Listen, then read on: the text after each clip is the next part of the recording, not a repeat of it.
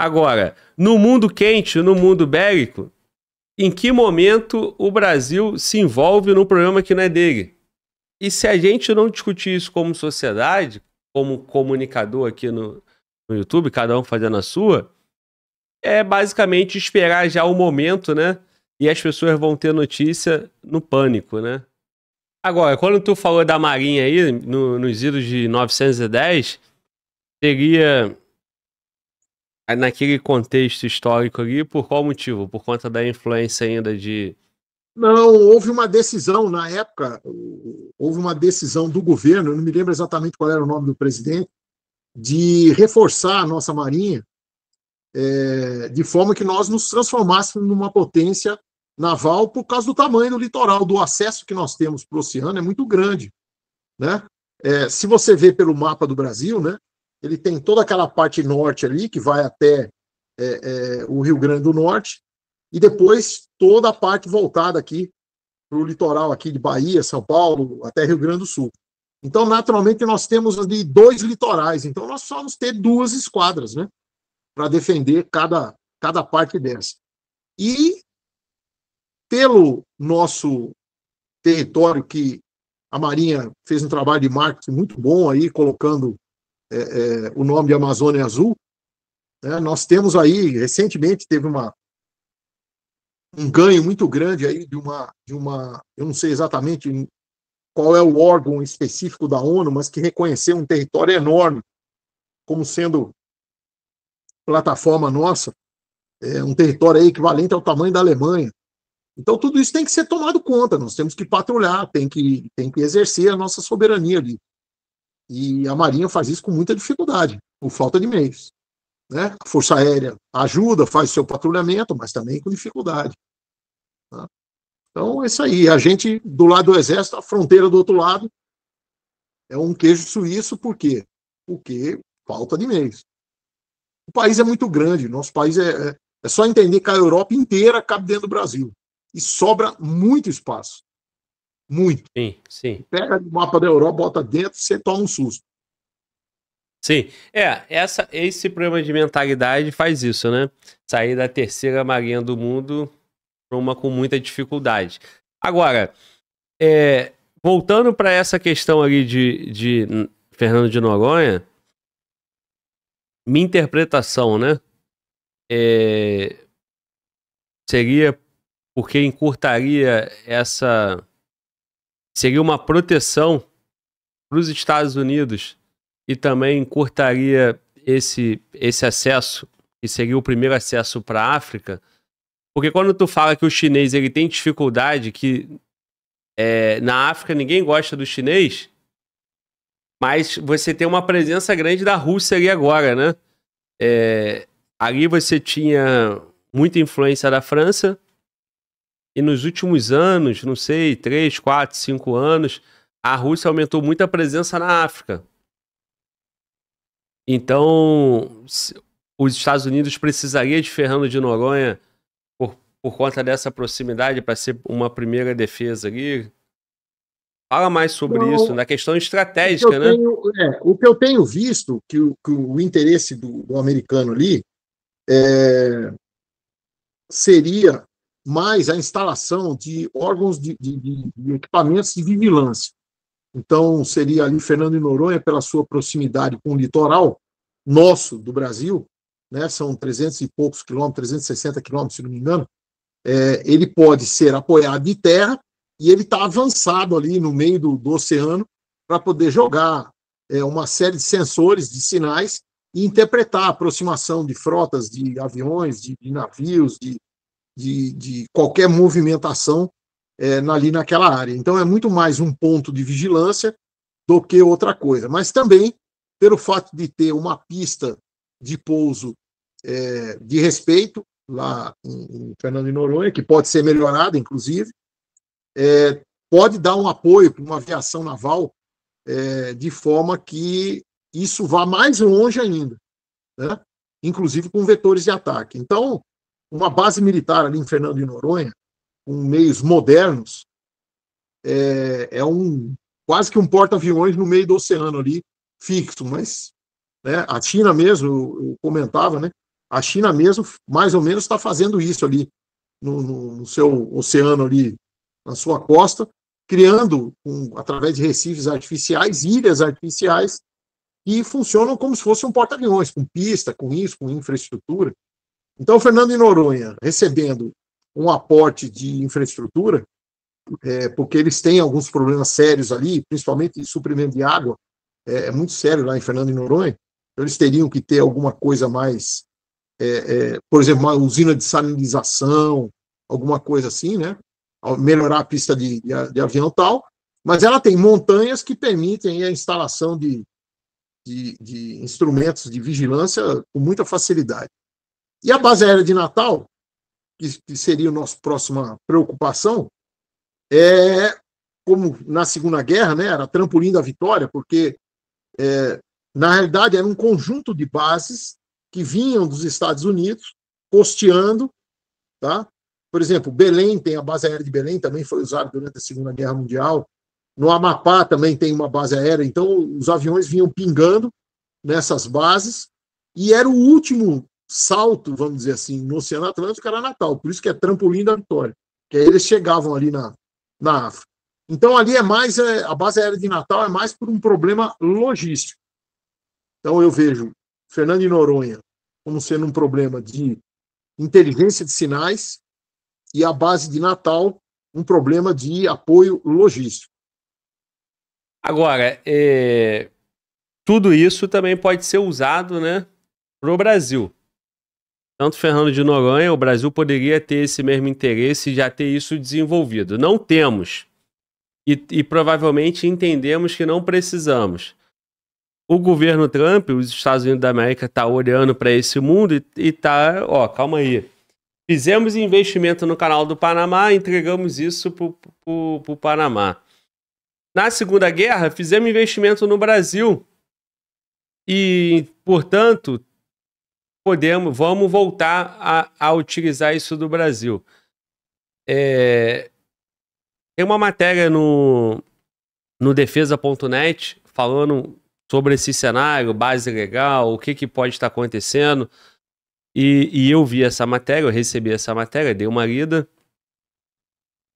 e achei algo bem real, bem próximo de acontecer, principalmente olhando para o posicionamento do Trump e olhando tudo que está acontecendo no mundo. A pergunta que fica é: o Brasil pode negar um apoio estratégico desse para os Estados Unidos?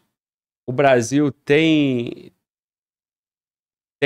como o Brasil ter outro interesse, ou para a gente é uma boa forma de se posicionar também, já que nós não conseguimos ter essa capacidade de defesa, mais uma vez se apoiando ali e pegando um legado que nesse acordo os Estados Unidos deixaria para o Brasil? Os Estados Unidos têm cacife para fazer até uma ação em força, tá? Por isso que é uma superpotência. Mas eu acho que nós não chegaríamos nesse nível. Eu acho que nós chegaríamos numa negociação e podemos tirar bom proveito disso aí, tá? Não de passar a soberania da ilha para o americano fazer o que ele quer e etc. Mas poderíamos fazer uma negociação boa, tá? Aí vem a pergunta, então nós não podemos fazer uma boa negociação com o chinês ou com o russo? Eu não acho que seria uma boa negociação, porque nós passaríamos a sofrer uma pressão muito grande do americano. Então, eu posso até ter alguma vantagem com o chinês e com o russo, mas, num segundo momento, a pressão do americano ia ser insustentável. E eles têm poder econômico, eles têm uma série têm o poder militar, né? Eles têm uma série de recursos. É mais interessante a gente se alinhar ao americano e poder fazer essa como é que chama? Esse trabalho conjunto, né? Então, interessa a base aérea de Natal? Interessa. Então, vamos ver qual é a infraestrutura que vai ser feito aqui. O que pode melhorar, né? O que vocês podem fazer, com o que vocês podem colaborar. Idem para Fernando de Noronha, tá? Como nós já fizemos na Segunda Guerra, vamos dizer assim, a nossa Força Expedicionária Brasileira, ela foi, entre aspas, negociada em cima de uma usina siderúrgica, que nós não tínhamos, né? Em Volta CSN, Redonda. né? A CSN. Então, isso é fruto da participação do Brasil na Segunda Guerra. Tá? E isso beneficiou o Brasil muito. Então, é a mesma coisa. Tá? Eu vejo dessa maneira. Mas são questões governamentais, são questões estratégicas, e que carece de estudo, né? Não é assim, eu aqui falando, eu estou falando de o que eu estudei, do que eu conheço, do que eu já trabalhei com o assunto, mas eu acho que isso carece de uma coisa mais profunda, mais gente participando, mais cabeças pensantes, né? Não pode ser da cabeça de poucas pessoas. Não pode ser uma decisão de governo, como você falou, né? Tem que ser uma decisão de Estado. Sim. O que Não, vai beneficiar o Brasil. Eu entendo, e na verdade, né, já que nós não temos esse interesse da grande mídia, né, isso aí tem passado batido, porque eu entendo que um assunto desse tinha que estar passando em todas as redes. Tem que estar sendo falado na CNN, na Globo, na Jovem Pan, em todo mundo, o Brasil tinha que estar atento. Mas isso não acontece. Então, o nosso papel, tendo a oportunidade da tua presença, é alertar a nossa audiência. Olha, o cenário é esse. O Brasil pode ser interessante, como, ao que parece, já está tendo essa discussão. O Brasil pode ser interessante para ambos os lados. Qual é a nossa vocação natural de alinhamento? Né? Até por questões geográficas. Com os Estados Unidos. Então, o Brasil fazendo um alinhamento, um bom acordo com os Estados Unidos, não tem como arrumar um problema com a China, porque está lá do outro lado. Do contrário, já não é a mesma coisa. É como o Putin encarou a entrada da Ucrânia na OTAN. Então, na época lá de Cuba, estava muito perto, o problema era muito grande. Mas ainda assim, Venezuela e Brasil, com acordo com China, passa a ser um problema diretamente no momento que nós vivemos, para os Estados Unidos. Sem dúvida.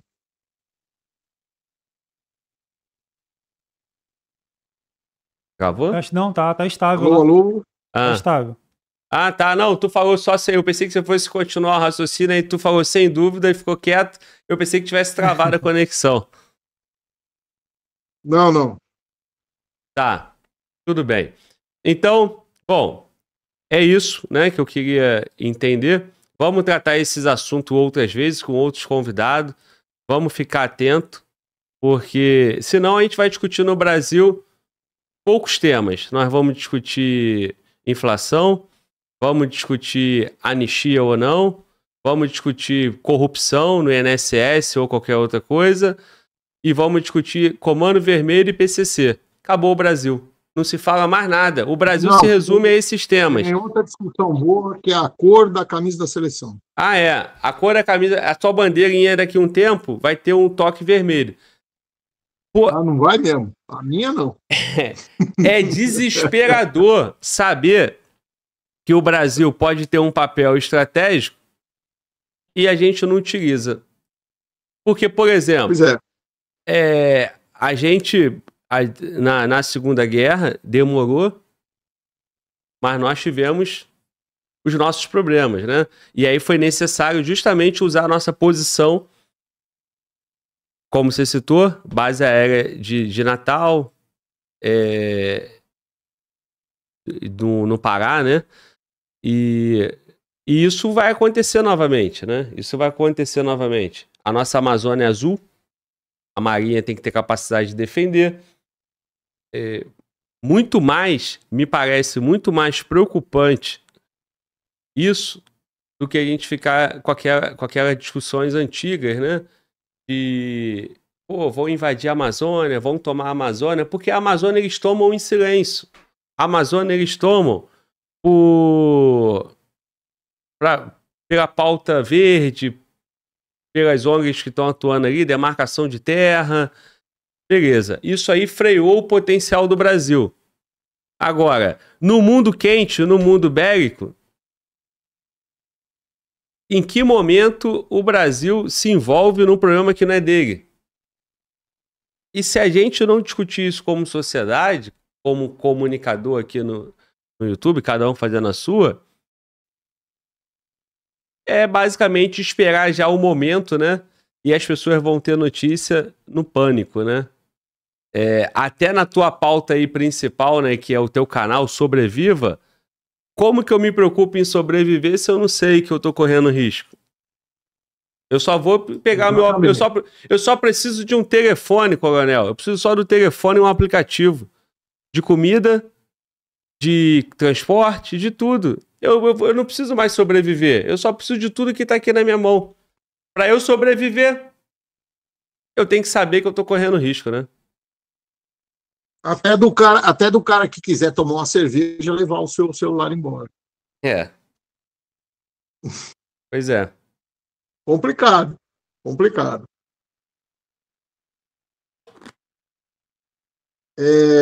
A nossa capacidade de previsão nesse mundo que nós estamos vivendo está ficando cada vez mais difícil, né?